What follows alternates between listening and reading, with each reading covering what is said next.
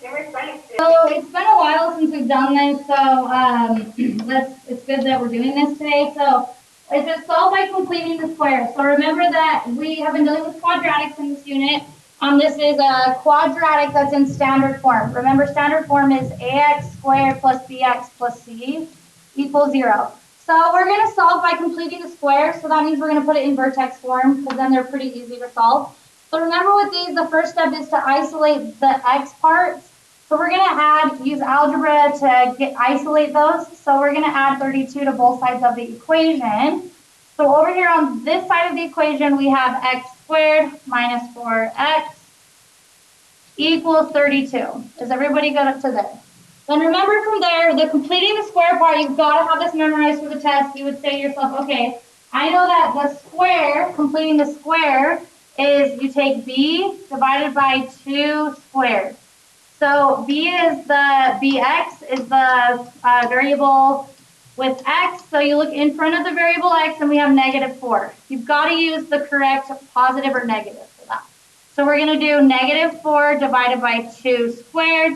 Make sure you continue to simplify this. That's -2. -4 divided by 2 is -2. Does everybody understand? Squared. So -2 squared is -2 times -2, which is 4. Is everybody good? So then what I'm going to want to see here is you remember that you're adding your square to both sides of the equation. So we're going to add 4 over here. We're going to add 4 over here. We've got to do it to both sides of the equation so we're not changing anything. So let's rewrite this again. We have x squared minus 4x plus 4 on this side of the equation, and then is equal to 36. Is everybody good up to there? So then you should say to yourself, okay, now I know that I can factor this piece. Now that I've fixed it, I can factor it, and we could do what multiplies before and adds up to be -2. We could go through that whole process, or we can use our trick. Remember, if you look back inside your parentheses, before you squared it, the simplified answer here was -2, correct? So this is going to factor to be x minus 2 times x minus 2, that thing twice, which equals 36. So we will rewrite this the pretty way. We know that x minus 2 times x minus 2 is really x minus 2 squared. So we have x minus 2 squared is equal to 36. So now you put it in vertex form. Does everybody good with that? So now we're going to solve it. So that's solving by completing the square. So to do that, won't we now take the square root of both sides of the equation? Remember back to that, we're trying to solve for x. So from here, we square root both sides of the equation to get rid of the square. So then root cancels out with power. So we have x minus 2 still is equal to, then you'll take the square root of 36, and we get 6. So we just can't forget one thing. Remember when solving, when you take a square root, we have to do plus and minus 6 when solving by this method. So we don't only have 6, we have plus and minus 6. So then we split it up. Because this is technically 2 answers, we have our x minus 2 equals positive 6. We have our x minus 2 equals negative 6. Now use algebra to solve for x. So we'll add 2. X equals 8. We will add 2 over here.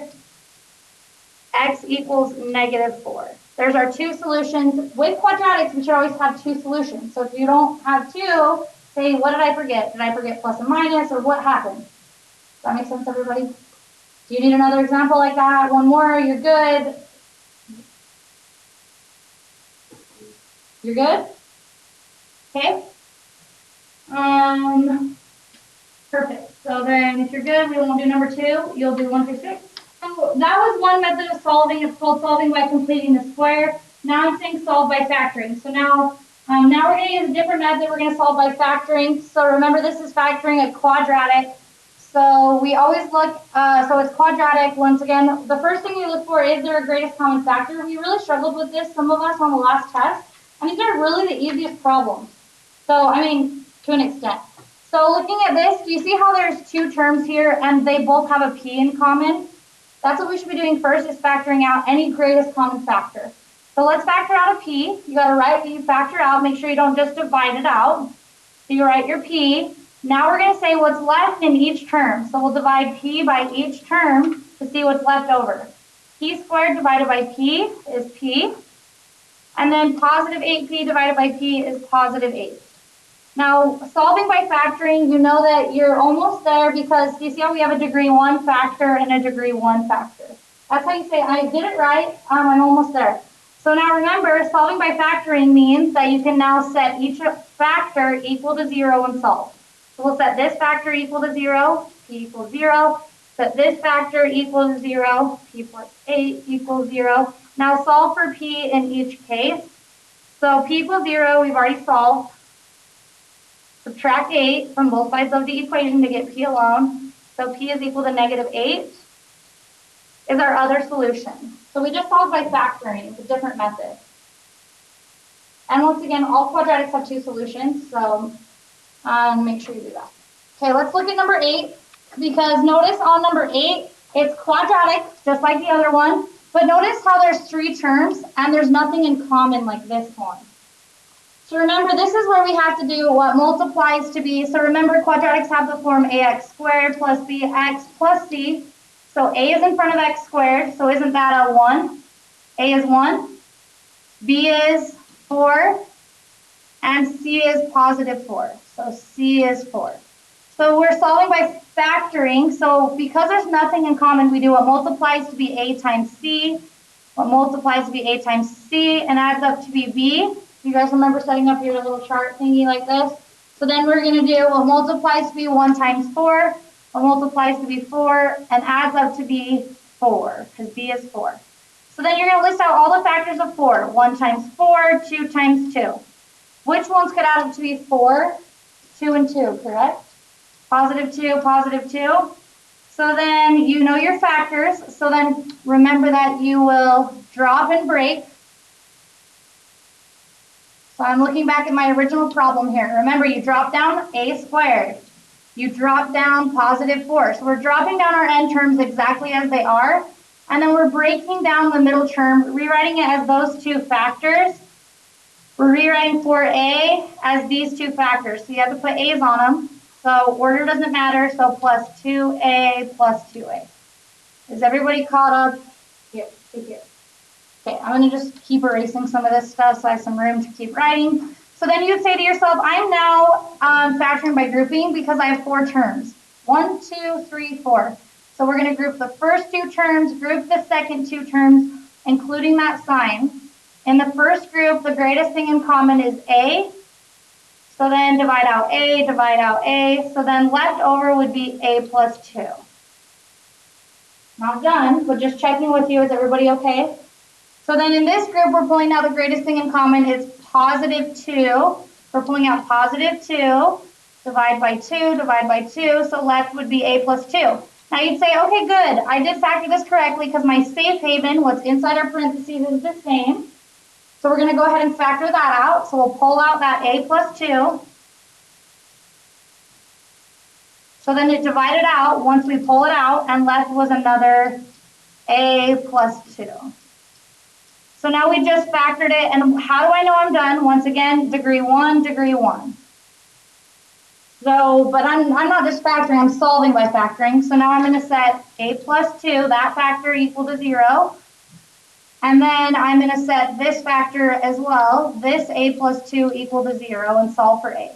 Using algebra, subtract 2.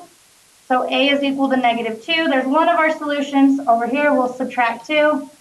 So a is equal to negative 2. These solutions happen to come out the same, but that's not always going to happen. It's just here and there they will. Everybody good with factoring? It's been a while, but this is literally the most important thing you can take out of this class. Like, if you are, just in college and anything, like factoring is the biggest thing. You'll use it tons in your next years of math. So I would now skip to 7 through 12. We just did 7 and 8. So I would skip over, do 9, 10, 11, and 12 while that's fresh on your mind. You're solving by factoring. So let's solve these ones with quadratic formula.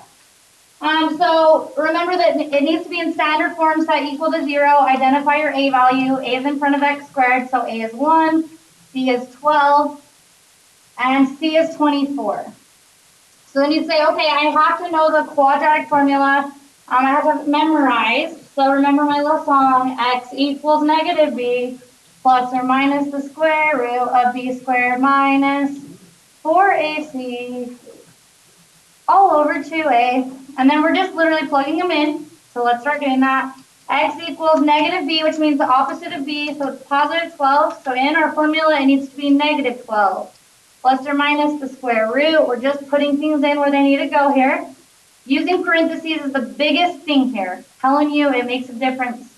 So b squared is 12 squared minus 4 times a is 1, times c, which is 24. And that's all over 2 times a, and a is 1. So then we're going to write it again, showing all our work for ourselves, because really this is the hardest method just because people mess up on their work. So we are rewriting this, x is equal to negative 12, and then plus or minus the square root. Just a reminder, we only type this part into our calculator, because we have to do the next part by hand. And you've got to type it in your calculator with parentheses. So I want you all practicing typing this in, because even if you don't have a graphing calculator, you should be able to type and figure out what this is. So if you do not have a graphing calculator, you would have to calculate this piece first, and then calculate this piece, and then do this minus this. Well, not it depends if it's minus or addition. So let's all make sure we can get this correctly, that piece, because that's the hardest part to calculate. So what is that piece? 48. Okay, so we get positive 48 underneath the square root, and that's all over 2 times 1, which is 2.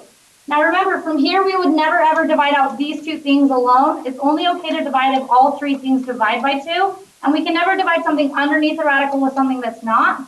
So this is where we're at this step where we go off to the side and say, okay, I've got to simplify just this piece by hand. So the square root of 48, you'll break it down into 8 times 6. 6 breaks down into 2 times 3. 8 breaks down into 4 times 2. And then 4 breaks down into 2 times 2. Once again, this is just the hardest part because there's so much to remember. You can't double dip. 6 is no longer there. We rewrote it as 3 and 2 and 3.